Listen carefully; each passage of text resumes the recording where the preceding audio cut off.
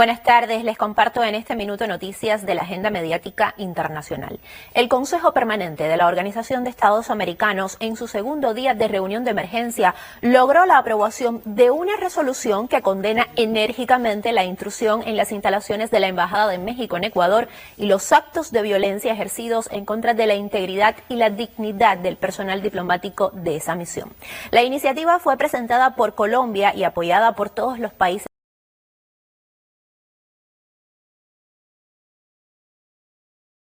El representante ecuatoriano en su argumento de defensa pidió una actualización de los tratados sobre asilo diplomático. En tanto, el presidente mexicano Andrés Manuel López Obrador divulgó finalmente nuevas imágenes del asalto a su embajada en que se evidencia el grado de atropello que sufrieron los funcionarios y cómo fue el secuestro de Jorge Glass. Estados Unidos volvió a pronunciarse sobre este tema luego de que se revelara este nuevo video y tacharon de equivocadas las acciones de fuerza contra los diplomáticos.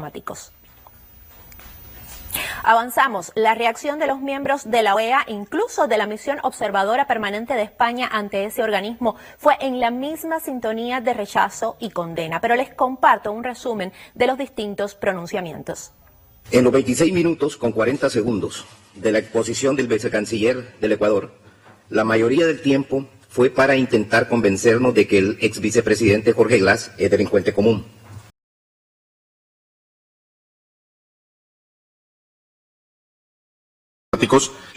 O Brasil condenou publicamente, nos mais firmes termos, a ação empreendida pelas forças policiais equatorianas na Embaixada Mexicana en Quito. La inviolabilidad de los locales diplomáticos establecida en la Convención de Viena sobre Relaciones Diplomáticas es taxativa y no contempla excepciones. Rechaza toda agresión a las normas de la Convención de Viena sobre Relaciones Diplomáticas de 1961. Deseo dejar constancia en nombre de la delegación dominicana del firme rechazo de República Dominicana a la violación infringida a la Embajada de México. Costa Rica ha rechazado enérgicamente y ha lamentado el ingreso no autorizado de las fuerzas policiales del Ecuador al recinto de la Embajada de México en Quito. La República de Panamá rechaza el uso de la fuerza como instrumento de negociación política y expresa un enérgico rechazo a la irrupción de los estamentos de seguridad de Ecuador en la Embajada de México en Quito. En particular, el Uruguay desea en esta sesión recalcar la importancia que tiene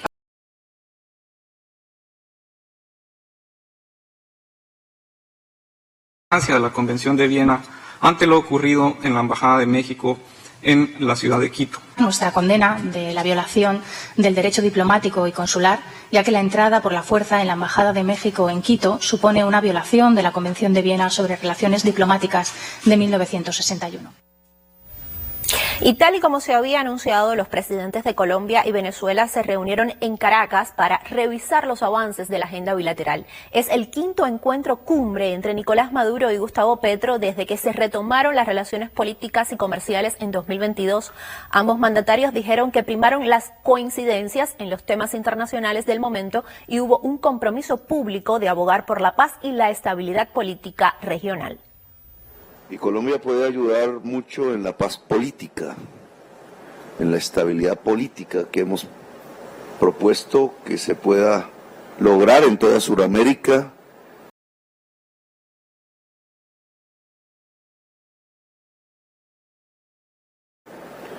Y en eso pues hay un terreno por construir rápido, urgente.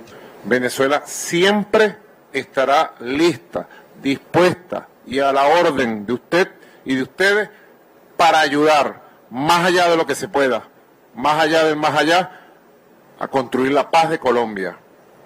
Porque la paz de Colombia es la paz de Venezuela. De Venezuela también es noticia la detención de 2 exministros y un empresario imputados por el caso PDVSA Cripto. El fiscal general Tarek William Saab anunció este martes la aprehensión de quien fuera titular del petróleo, entre otros muchos cargos en la gestión chavista, Tarek El Aissami, por su participación en una trama de corrupción en el sector petrolero. El Aissami había renunciado a su puesto hace un año y se había mostrado dispuesto a colaborar con la justicia. En rueda de prensa, el fiscal venezolano informó sobre la segunda fase de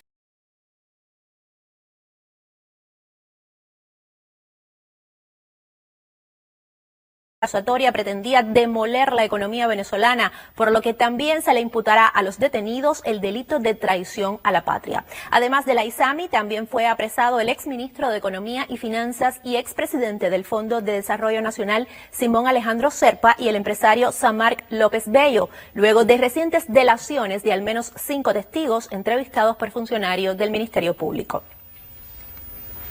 Y el Parlamento Europeo aprobó hoy, después de duras negociaciones, el llamado nuevo Pacto sobre Migración y Asilo. Se trata de un grupo de normas para enfrentar de manera común el fenómeno en una región que por años ha tenido opiniones y reglas diferenciadas en cuanto a la acogida de migrantes irregulares. Había urgencia por llegar a acuerdo porque restan menos de 2 meses para las elecciones de la Eurocámara, que se vaticina un avance de las fuerzas de ultraderecha que se caracterizan por políticas antiinmigrantes, aunque este conjunto de medidas no es muy tolerante